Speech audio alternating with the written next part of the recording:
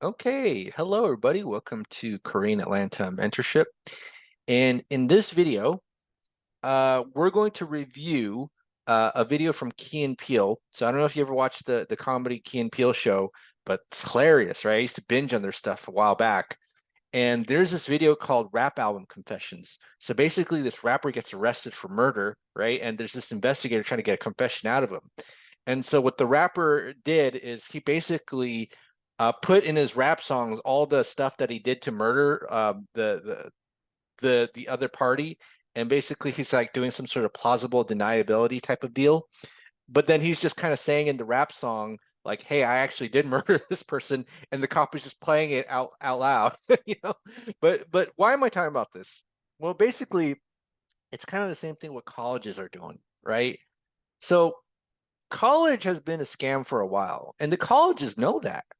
Like I'm not, I could show you articles, videos from 10, 20 years ago about how people are debating college, whether it's even worth it to go, right? And these are like people who are professors, professionals. And so I'm not going to go too much into that, but what I'm going to show you is something kind of a little bit mind-blowing.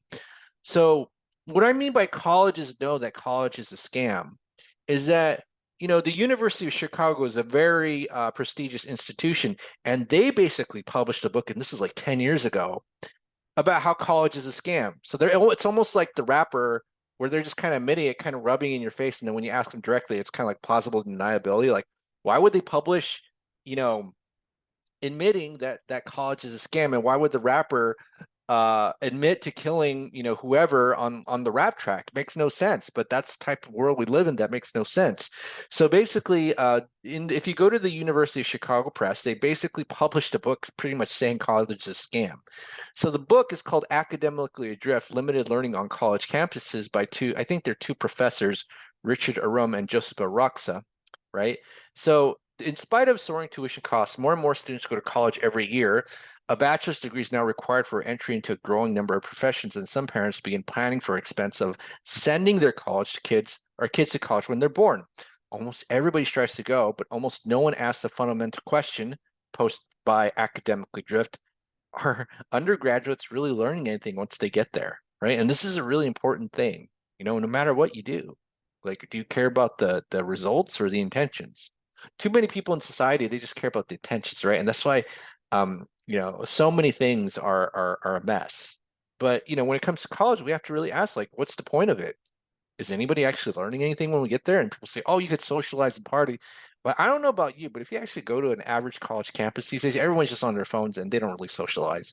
And they just do things for like putting on a resume. So they don't really make any like, real lifelong connections, or most people don't. I'm pretty sure there are little secret clubs out there where, behind the scenes they do make those connections, but for your average person, that ain't happening. But again, the institution is asking like, hey, we have this learning institution, or is anyone actually learning anything while at our school? Kind of a crazy question to ask, right? Like if I were a principal of school and I did my own study and funded it, and the conclusions are like, hey, none of your students are really learning anything. That's exactly what's happening with the University of Chicago Press, right? So we scroll down here.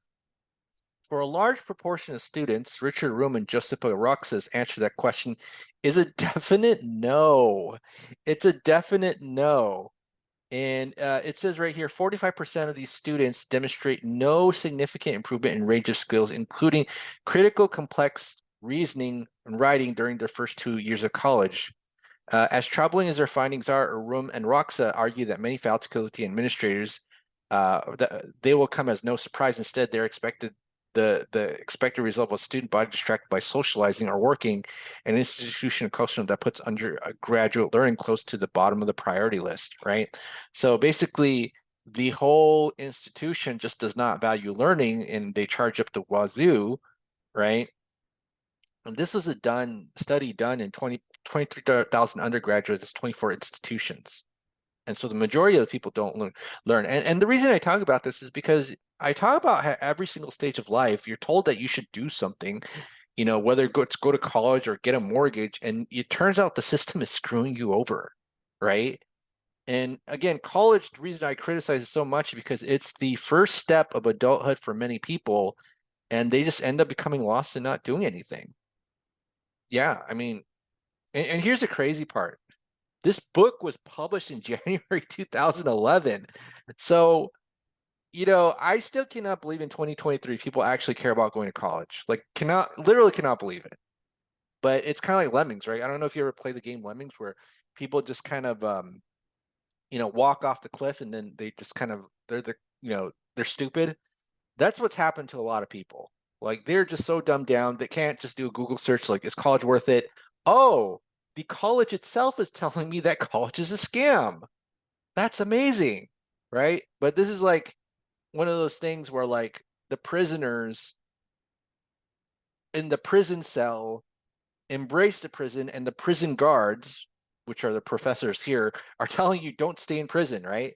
Like, I bet you if you talk to your average college student who is learning nothing, getting into debt, um, you know, not really doing much with their life in college, they'd actually embrace the institution, and the professors, even the professors, the teachers, even the administrators who probably know that they're screwing the students, like, financially, they probably would admit that college is more of a scam than the people in it, like the customers, right?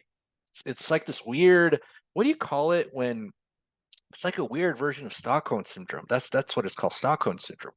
But again, you know, I wish I had known this, and maybe if I did know this, I wouldn't have known what to do with it. But it's kind of sad that the institution itself knows that it could pretty much not provide any value, charge a lot of money, and fail the majority of the people that they're supposed to serve. And this is kind of a leadership problem too, at every level of society, where the people that you're supposed to lead, you're supposed to lead them to be better than they were. And I think if I recall, because I read this book a long time ago, it actually said that people who come out of high school have a decent writing ability, and once they go into college, after the first 2 years, their writing ability actually becomes worse. So it's like you're paying to essentially be dumbed down, right? And again, this is a serious academic book published by a serious academic institution. Folks, I don't even know what to say. Sometimes, like, I just say things, and like I'm like still shocked, like many years later, and it just seems like I don't know if other people are shocked as I am, right? It just seems like we live in a world where it's like this post-truth society where it's like, well, I'm getting screwed by the system. Oh well. And that's what's depressing, because wasn't America supposed to be like the #1 nation on earth? Like, you ever go back to like the 80s and 90s and then like listen to songs about how awesome California is because it used to be the best place on earth, and now you don't ever really hear that anymore. All you see is articles about how people are leaving California for Texas or Florida. But that's what happens when you have bad leadership.